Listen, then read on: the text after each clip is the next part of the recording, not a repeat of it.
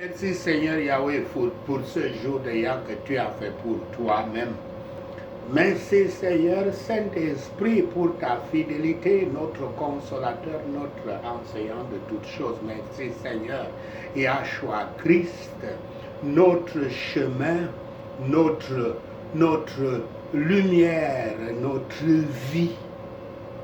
Merci Seigneur Saint-Esprit pour le pain de la vie que tu nous as donné aujourd'hui.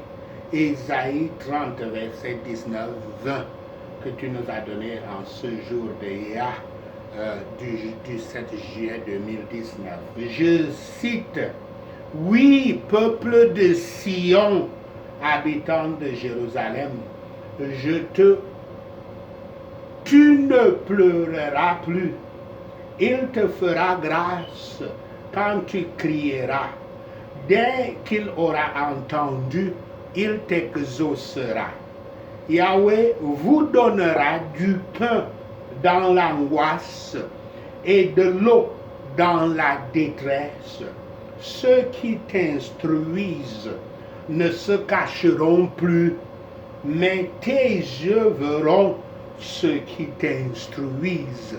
Fin de citation. Ceci est la parole de notre Seigneur Yahweh. Merci Père Yahweh. L'écriture, le sermon que le Saint-Esprit m'a guidé à écrire, je l'ai intitulé Guide promis. Le guide que Yahweh nous a promis. Guide promis. Première question, comme vous avez entendu dans cette écriture: quel est votre Sion? Sion, le mot Sion signifie ensoleillé. Mais c'est une hauteur, l'une des hauteurs sur lesquelles Jérusalem avait été construite. Elle était entourée de toutes parts, sauf au nord, par de profondes vallées. Celle de Tyropoïon, qui la séparait de Moria, notamment, une montagne Moria que Sion surpasse de 105 pieds en hauteur. C'était la colline située au sud-est de Jérusalem. Lorsque David l'a conquis des mains des Jébusiens, les Jébusiens, comme nous le trouvons dans Josué 15, verset 63, et Samuel 5, verset 7, il y construisit une citadelle et un palais. Et Sion devint, je cite, la cité de David. Fin de citation, comme on trouve ça dans beaucoup de passages dans la Bible. 1 Roi 8, verset 1, 2 Rois, 1 Roi 19, verset 21, d'autres écritures. Dans les derniers livres de l'Ancien Testament, le mot Sion était parfois utilisé pour désigner Jérusalem en général, comme dans Somme verset 87, Somme 87, verset 2, 149, verset 2, Ésaïe 33, verset 14, Joël 2, verset 1, mais aussi parfois comme l'Israël choisi par Yahweh. L'Israël de Yahweh, qui n'est rien d'autre que la communauté des chrétiens, comme nous le voyons dans Somme 51, verset 18 et 87, verset 5. Dans le Nouveau Testament, Sion est parfois utilisé pour désigner l'Église de Dieu, l'Église du Christ, comme dans Hébreux 12, verset 22, et parfois comme la ville céleste de Yahweh, comme dans Apocalypse 14, verset 1. Dans l'écriture de ce jour de Yah, Ésaïe prophétise à propos de Sion en tant qu'Église du Christ et aussi cité céleste. Car l'ordre des événements tels que vus par le prophète en vision semble être le suivant. Voilà la chronologie de ce chapitre, des événements de ce chapitre jusqu'à l'écriture que le Saint-Esprit nous a donnée. Il voit les personnes menacées d'une invasion du roi Sennachérib d'Assyrie. Il les voit oublier leur confiance en Yahweh et demander l'aide de l'Égypte. Il le voit comme conséquence d'une longue série de calamités entraînant la chute de la République d'Israël, on peut dire la destruction de la ville de Jérusalem et la captivité à Babylone. Pourtant, il voit dans une perspective lointaine la prospérité, le bonheur, la sécurité, la piété, la bénédiction de Yahweh et une miséricorde future, riche et abondante, reposant sur son peuple. Que les bénédictions sous le Messie fassent partie de cette série de miséricordes. Nul ne peut vraiment douter à qui se réfère attentivement le langage d'Ésaïe dans ce chapitre 30, versets 25 à 26. L'écriture de ce jour d'Éa dit donc, je cite, « Oui, peuple de Sion, habitants de Jérusalem », fin de citation. La partie consolatrice de ce discours commence ici, reliée à la partie précédente par la dernière clause du précédent verset, je cite, « Oui, peuple de Sion ». Je cite le verset précédent, la clause précédente, je cite, « Car Yahweh est un Dieu juste, heureux tous ceux qui espèrent en lui ». Fin de citation.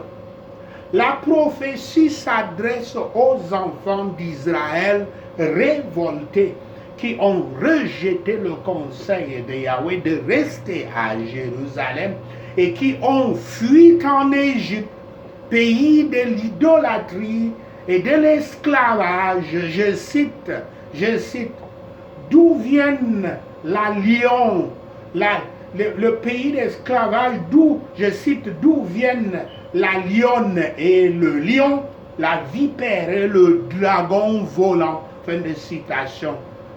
Toutes choses qui traduisent des démons, c'est au verset 6 de ce chapitre, des démons et par conséquent dans l'idolâtrie, la sorcellerie. Yahweh leur a dit que l'Égypte ne leur serait d'aucune aide ni d'aucun but, car leurs ennemis les poursuivraient et les détruiraient là-bas. Yahweh leur dit, je cite, « Car si vous revenez à moi, si vous restez tranquille, que... » Il leur dit, j'ai mal cité là, je cite encore, « C'est si vous revenez à moi, si vous restez tranquille, que vous serez sauvés. C'est dans le calme et la confiance que sera votre force. » Fin de citation. Citant ainsi le verset 15. Mais les Israélites lui répondirent, je cite, « Non, nous fuirons à cheval. » Fin de citation. Expliquons ce mot cheval, qui est toujours présenté en négatif dans les Saintes Écritures. La caractéristique la plus frappante des mentions bibliques du cheval est son application exclusive aux opérations guerrières, ou du moins comme la propriété des rois et non pas celle du peuple ordinaire. En aucun cas cet animal utile n'est employé dans des saintes écritures à des fins de locomotion ou d'agriculture, des fins ordinaires. Si nous excluons bien sûr Ésaïe 28, verset 28, où il est dit qu'il est utilisé à des fins de battage du grain. Le cheval de guerre est bien mieux décrit dans Job 39, verset 19 à 25. Les chevaux, à cause de leur force, représentent le pouvoir de leurs propriétaires, qui sont particulièrement les rois et les princes de ce monde. Par conséquent, Yahweh a dit donc qu'il attendrait ceux qui retourneraient à lui et alors il les sauverait. C'est donc la première de ces bénédictions, la restauration de l'état des Israélites après leur repentance et leur prière sincère. Comme s'il avait dit ceci: bien que l'heure soit venue où le peuple sera banni de Jérusalem et amené en captivité. Cependant, après un certain temps, ils reviendront et auront un domicile fixe et confortable à Jérusalem, siège de leur religion et métropole de leur république. Comprenez ceci: quand Dieu va vous punir à cause de vos péchés et va vous envoyer en captivité, en esclavage pour vous punir, et si vous vous repentez, il va vous rétablir dans votre terre promise. C'est comme ça il va vous donner tout ce qu'il promet dans cette écriture. Donc, ceci fut en partie accompli avec le retour des Israélites de Babylone, lorsque les larmes qu'ils avaient versées lors de leur bannissement furent essuyées et que Dieu entendit les prières et les vœux de son peuple après l'expiration de son indignation. Et notez bien que quand on dit le peuple de Yahweh, c'est le peuple qui s'est donné à lui, c'est la communauté, c'est le chrétien qui est complètement obéissant à sa parole, c'est-à-dire qu'il ne commet pas le péché, parce que le péché est la désobéissance à Dieu. Vous ne pouvez pas être un enfant de Dieu si vous désobéissez à Yahweh. Mais cela fut mieux accompli encore au temps de l'Évangile, quand beaucoup d'entre eux étaient, et leur corps entier devait être, leur communauté entière devait être amenée dans l'église de Yahshua Christ, souvent appelée Sion et aussi Jérusalem. Et l'Écriture dit: tu ne pleureras plus. Fin de citation. Ils avaient pleuré à cause de l'invasion de leur pays par l'ennemi qui avait assiégé leur ville de Jérusalem. Mais maintenant, toutes les larmes devraient être essuyées de leurs yeux, étant délivrés par lui, Yahweh. Cela peut très bien s'adapter à l'Évangile. Et l'Écriture continue en disant: il te fera grâce quand tu crieras. Fin de citation. Lorsque dans vos calamités, vous implorerez sa délivrance, la délivrance de Yahweh, il vous entendra et il vous ramènera dans votre pays, dans votre terre promise. Cela est conforme aux affirmations d'Ésaïe, dans Ésaïe 26, versets 8 à 9, selon lesquels, lors de leur captivité à Babylone, ils chercheraient Yahweh. Quelles sont les paroles de prophète? Telles sont les paroles du prophète déclarant que Yahweh serait miséricordieux envers son peuple en entendant la voix de la prière et de la supplication dans sa détresse, la détresse de son peuple, comme il était justement en entendant la voix du cri de la supplication du roi Ézéchias. Et l'Écriture continue en disant, dès qu'il aura entendu, il t'exaucera. Fin de citation. Yahweh entend toujours les prières de son peuple. Une fois de plus, son peuple, c'est-à-dire ceux qui croient et obéissent à lui. Et il répond toujours à son peuple, tôt ou tard, à son temps, au temps qu'il choisit et à sa manière. Je cite cette écriture. Alors, avant qu'ils ne m'invoquent, je les exaucerai. Ils parleront encore que j'aurais déjà entendu. Fin de citation, citation Ésaïe 65, verset 24. Deuxième partie de cette présentation. Yahweh vous promet des guides. Des guides. Si vous revenez de votre apostasie et de votre idolâtrie, de votre Égypte à Yahweh, il vous guidera et il vous montrera le chemin qui mène à la Sion céleste, la cité sainte. L'écriture de ce jour a dit en effet, verset 20, Yahweh vous donnera du pain dans l'angoisse. Fin de citation.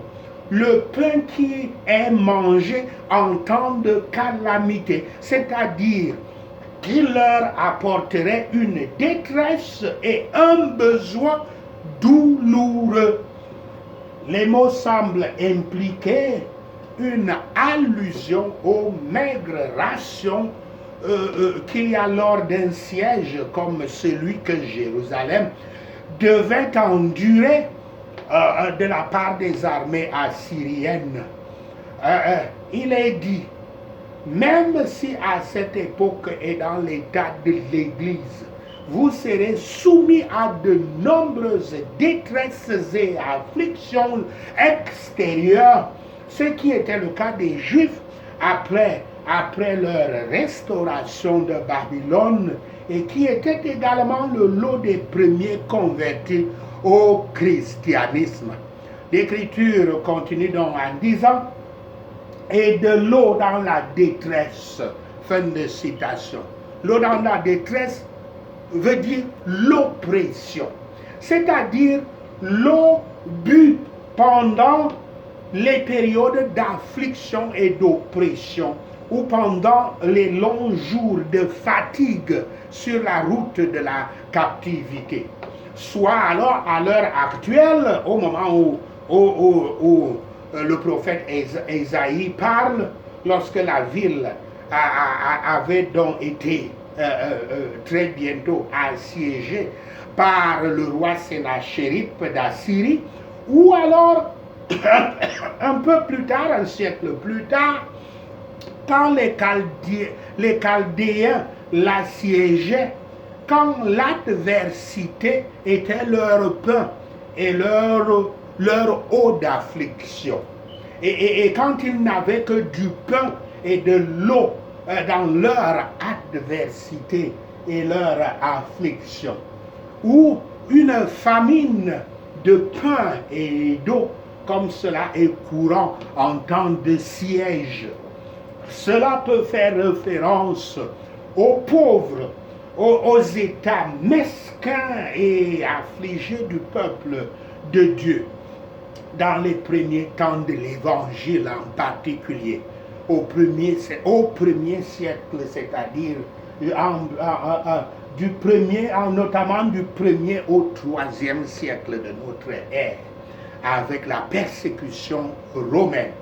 Et l'Écriture dit ceux qui t'instruisent, fin de citation, c'est-à-dire tes instructeurs, parlant au peuple, tes instructeurs et guides publics, comme dans Somme 74, verset 9, Ésaïe 42, verset 27, Daniel 12, verset 3 et Amos 8, verset 11 et 12. Cela fait référence à tous entre guillemets, tous ceux qui seraient les vrais guides et enseignants du peuple de Dieu dans les temps ultérieurs par rapport à cette époque d'Isaïe. Et cela concerne donc non seulement les prophètes et les hommes pieux que Dieu élèverait sous leur propre autorité, mais aussi tous ceux que Yahweh désignerait pour communiquer sa volonté. C'est une promesse que l'Église de Dieu ne manquerait jamais d'un ministère pieux et dévoué, qualifié pour faire connaître sa volonté et défendre sa vérité. Et l'Écriture continue en disant, ne se cacheront point. Le texte original en hébreu peut être traduit fidèlement, ne seront plus placés dans un coin, ne seront plus relégués dans un coin. En quelque sorte, si on pourrait paraphraser, et tes professeurs ne se cacheront plus, tes enseignants ne se cacheront plus, tes ministres ne se cacheront plus, se référant au fait que et se cacheront, surtout coin, comme j'ai dit coin là est aussi synonyme en hébreu à l'aile. Donc, se référant au fait que l'aile d'une poule fournit une cachette ou un abri. Cela correspondrait à l'idée générale qu'il ne devrait pas être retiré de la vue du public. Ces enseignants ne seraient pas retirés de la vue publique. Pour cela, il devrait y avoir une compensation pour que les véritables enseignants du peuple, Isaïe et ses collègues ici, soient au moins reconnus, ne se retrouvent plus dans une impasse comme il avait été du temps du roi Achas. La vision plus claire de la vérité devrait être le résultat de l'enseignement pointu du châtiment, de l'enseignement dur du châtiment. Beaucoup de gens n'aiment pas l'enseignement du châtiment et beaucoup des églises soi-disant chrétiennes enlèvent même l'enseignement du châtiment dans leur communauté. Une lecture différente donne, entre guillemets, ton maître, c'est-à-dire Yahweh lui-même, ici, parmi donc ses guides, ses enseignants. Mais le pluriel semble plus en harmonie avec le contexte ici, pour signifier les prophètes, les enseignants, les ministres. Dans la mission d'Ésaïe, nous avons un accomplissement virtuel de cette prédiction. Je cite, « En même temps, il envoya Eliakim, qui avait la charge du palais, Shebna, le secrétaire, et les plus anciens des prêtres, tous vêtus de vêtements d'étoffe grossière, chez le prophète Ésaïe, fils d'Amoz. » Fin de citation, citant Ésaïe 37, verset 2. Donc l'idée générale est évidemment qu'il ne serait plus enlevé, rejeté à un coin. Et probablement l'idée spécifique que vos professeurs ne seront plus, pour ainsi dire, elle est et pour s'envoler s'entendant comme fuir, c'est-à-dire être enlevé par vol ou comme une volée d'oiseaux se déplaçant rapidement ensemble sur leurs ailes. L'Écriture continue donc et finit donc en disant: mets tes yeux, parlant au peuple, mets tes yeux verront ceux qui t'instruisent. Fin de citation. À leur place, faisant le travail de leur fonction. On parle ici des guides. Cela ne signifie pas les voir avec leurs yeux physiques, leurs yeux nus, mais les voir avec plaisir et joie, les regarder avec nostalgie et les observer avec diligence et attention. Certains comprennent ici les enseignants du roi Ézéchias et de ses princes, comme Aben, comme Ezra, comme Kimshi, comme Abendana. C'était leur nom. D'autres comprennent ici des prêtres et des prophètes de son temps, du temps d'Ésaïe, dont le principal était bien évidemment Ésaïe lui-même. D'autres entendent des prophètes un peu avant, pendant et après la captivité babylonienne. Cela peut s'appliquer surtout à Jean le Baptiste, à Yahshua Christ, à ses apôtres et à d'autres ministres de l'Évangile, y compris jusqu'aujourd'hui, y compris moi-même. Il peut s'agir aussi de Yahweh lui-même, qui enseigne. Nous parlons dans tout ça des guides, qui enseignent l'avantage et qui ne cache jamais sa face à son peuple. La Bible Targum le voit comme le Shechina qui se trouvait dans l'arche, qui n'était pas à retirer, qui ne se retirait pas du sanctuaire, mais était regardé là-dedans. Et étant au pluriel, cela peut désigner toutes les trois personnes de Yahweh, Dieu Yahweh, c'est-à-dire la Trinité. Pourtant, après toutes ces interprétations, le verset suivant, c'est-à-dire le verset 21 que je vais lire, indique clairement que c'est Yahshua Christ, ou du moins son Saint-Esprit auquel il est fait référence ici, je cite. Alors, tu entendras dire derrière toi, c'est ici le chemin, suis-le, là va à droite, là va à gauche, fin de citation. Citation du verset 21. La voix de l'enseignant humain que les gens regardaient en écoutant trouverait un écho dans cette voix intérieure leur disant quelle était la vraie voix quand ils étaient tentés de se tourner vers la droite ou vers la gauche.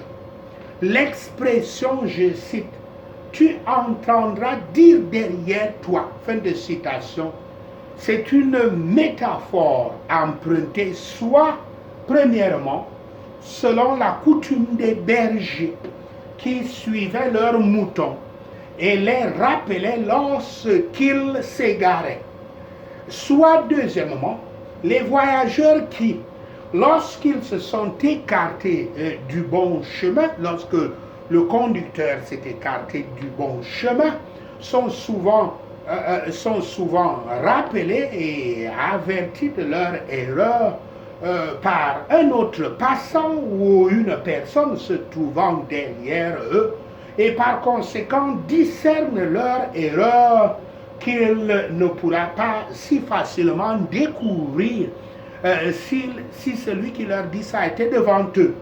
Cela signifie simplement que Yahweh guidera toutes vos voies et vous indiquera comment aller ici ou là-bas. faites attention donc à la voix du Saint-Esprit, qui n'est pas comme Satan qui enflamme souvent vos émotions et vous harcèle à employer les mauvaises voix, mais plutôt comme la petite voix que le prophète Élie avait entendue. J'amène cette écriture pour que vous compreniez la différence entre la voix de Satan et la voix du Saint-Esprit de Yahweh. Je cite Yahweh et le prophète Élie.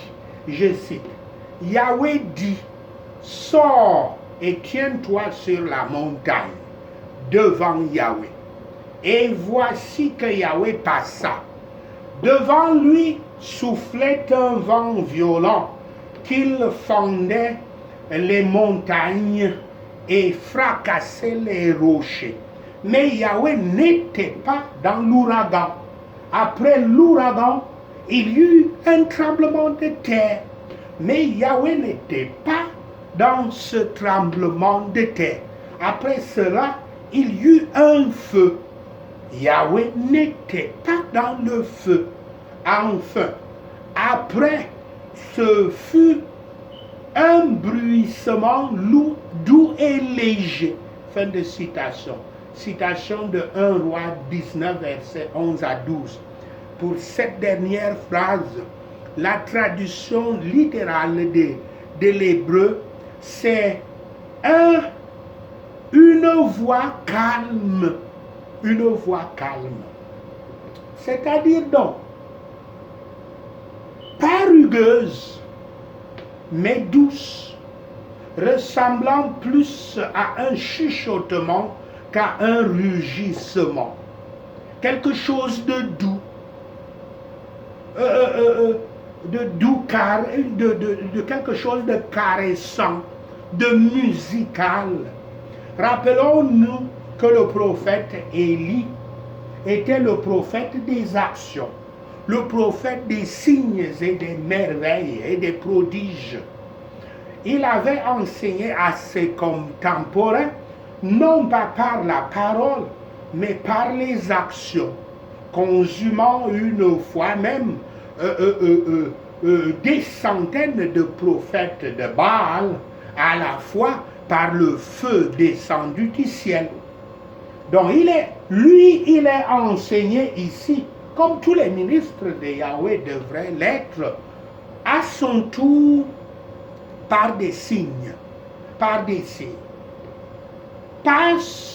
devant lui dans le creux de la montagne, dans la nuit noire.